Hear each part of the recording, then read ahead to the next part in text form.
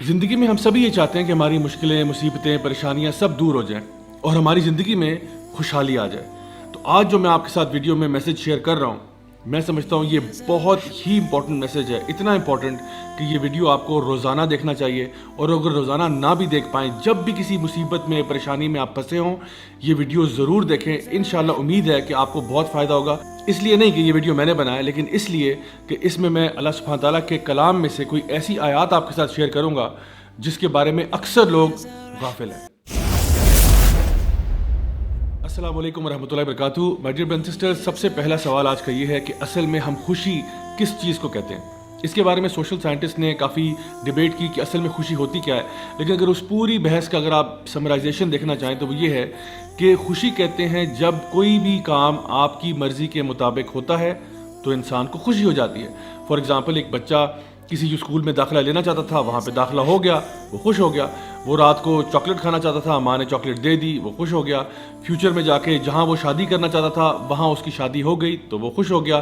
جس جگہ پر نوکری کرنا چاہتا تھا وہاں نوکری مل گئی تو وہ خوش ہو گیا۔ یعنی کہ جب چیزیں ہماری مرضی کے مطابق ہوتی ہیں تو ہمیں خوشی مل جاتی ہے، اور جب ہماری مرضی کے مطابق چیزیں نہیں ہوتی تو ہم اداس ہو جاتے ہیں۔ اب سوال یہ ہے کہ کیا ایسا ہوگا کہ آپ کی زندگی میں سارے کام جو ہوں گے وہ آپ کی مرضی کے مطابق ہوں گے؟ اللہ سبحانہ تعالیٰ سورہ یونس سورہ نمبر 10 آیت نمبر 62 میں ایک بہت ہی زبردست بات ارشاد فرماتے ہیں۔ اللہ تعالیٰ فرماتے ہیں الا ان اولیاء اللہ لا خوف علیہم ولا هم یحزنون۔ یقیناً جو اللہ کے ولی ہوتے ہیں، جو اللہ کے دوست ہوتے ہیں، جو اللہ کے پیارے ہوتے ہیں، ان کی دو خصوصیات ہیں جن کا ذکر اللہ سبحانہ تعالیٰ کر رہے ہیں۔ یعنی کہ ایک تو کہا گیا کہ لا خوف علیہم، کہ ان کو خوف نہیں ہوتا، اور دوسرا ان کو غم نہیں ہوتا۔ تو یاد رکھیے ایک بات کہ خوف ہمیشہ فیوچر کی چیزوں کا ہوتا ہے اور غم ہمیشہ پاسٹ کی چیزوں کا ہوتا ہے۔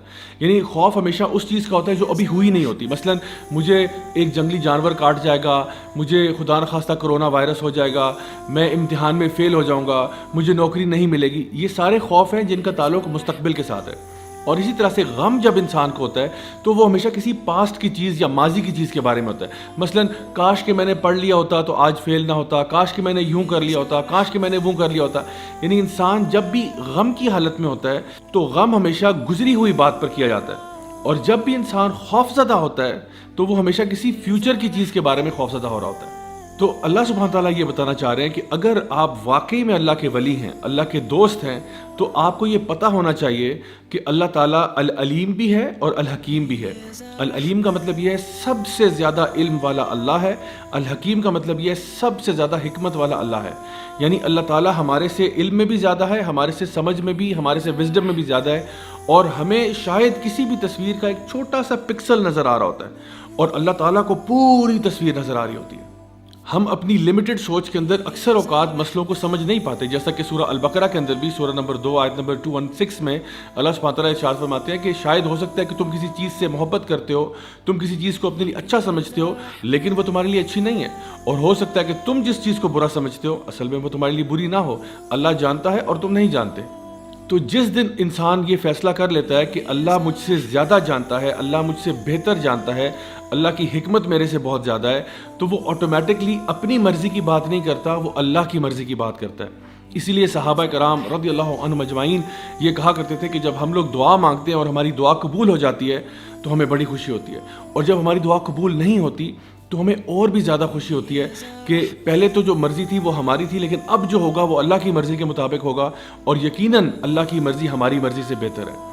اللہ آپ کو آپ کی ماں سے بھی زیادہ چاہتا ہے، تو ایسا کیسے ہو سکتا ہے کہ اللہ آپ کے ساتھ کوئی ایسا معاملہ کرے جو آپ کے لیے برا ہے؟ میں آپ کو اپنی لائف سے کچھ ایگزامپلس بتاتا ہوں کہ جب میں نے کالج یونیورسٹی کی طرف جانا شروع کیا تو میں نے کچھ یونیورسٹیز کے لیے اپلائی کیا جہاں پہ میرا بہت دل تھا، اور میں نے بڑی محنت بھی کی، میں نے دعائیں بھی بہت مانگی، لیکن میرا داخلہ نہیں ہوا۔ پہلے ایک یونیورسٹی کے لیے ٹرائی کیا، پھر دوسری کے لیے ٹرائی کیا، دونوں میں نہیں ہوا، اور آپ یقین کریں میں اتنا ڈیوسٹیٹ ہوا، میں ایک طرح سے آپ کہہ سکتے ہیں کہ میں اللہ تعالیٰ سے نعوذ باللہ کوئی ناراض ہو گیا، اور میں یہ سوچنے لگ پڑا کہ یا اللہ مطلب تیرا اتنی بڑی تیری کائنات ہے، اتنا بڑا تیرا قبضہ قدرت ہے، اور اس میں اگر ایک مسکین میرے جیسا اس یونیورسٹی میں چلا جاتا تو اس میں کیا کمی آ جانی تھی؟ یعنی کہ اگر میرے جیسا ایک مسکین انسان اس یونیورسٹی میں داخل ہو جاتا تو آخر اس میں کیا ہی حرج تھا؟ لیکن آپ یقین کریں کئی سالوں کے بعد مجھے سمجھ میں آیا کہ اس کی حکمت کیا تھی۔ میں ان یونیورسٹیز میں ایز اے اسٹوڈنٹ تو نہیں گیا، لیکن بار بار ان یونیورسٹیز میں ایز اے ٹیچر ضرور گیا, لیکچرز دینے کے لیے, ٹاکس دینے کے لیے, ورک شاپس کرانے کے لیے, اور جس شان و شوکت کے ساتھ میں وہاں پہ گیا اور جس پروٹوکول کے ساتھ گیا وہ اللہ ہی بہتر جانتا ہے کہ میں اس کا ڈیزرونگ تو نہیں تھا. لیکن میں نے بعد میں جب اس کے بارے میں غور کیا اور سوچا تو یہ خیال آیا کہ واقعی میں اس ٹائم پہ جو سوچتا تھا اللہ کا پلان میرے پلان سے کروڑوں گنا بہتر تھا. اور ایک دفعہ ایسا بھی ہوا کہ میرا پاؤں جو ہے وہ 4 جگہ سے ٹوٹ گیا, اور وہ اسی طرح سے میں سوچتا تھا اس کے بارے میں کہ آخر اس میں کیا حکمت ہو سکتی ہے.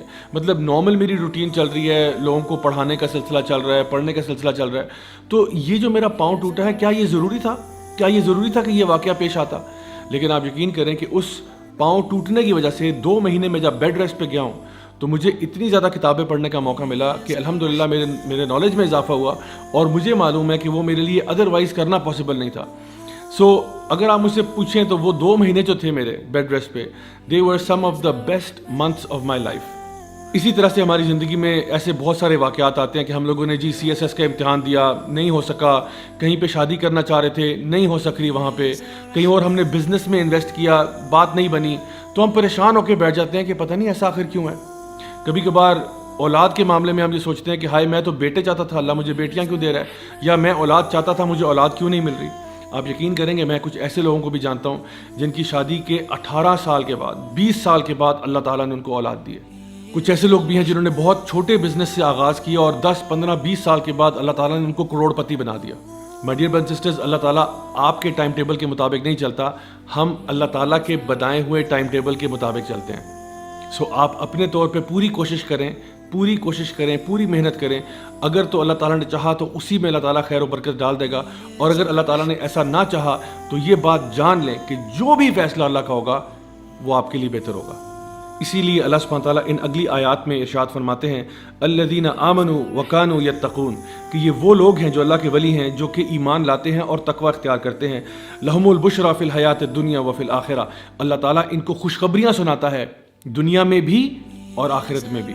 مائی ڈیئر برادرز اینڈ سسٹرز, اگر آپ ان آیات کو سمجھ جائیں تو آپ کو یقین ہو جائے کہ جو لوگ بھی اللہ تعالیٰ کے دوست بن جاتے ہیں, نہ فیوچر کے بارے میں ان کو ٹینشن ہوتی ہے کیونکہ ان کو پتہ ہے کہ جو فیصلہ اللہ کرے گا وہ بہتر ہوگا, نہ پاسٹ کا غم ہوتا ہے کیونکہ وہ پاسٹ کے بارے میں اگر جو غلطیاں کوتاہیاں ہوئی ان سے توبہ کر کے آگے آپ جا چکے ہیں.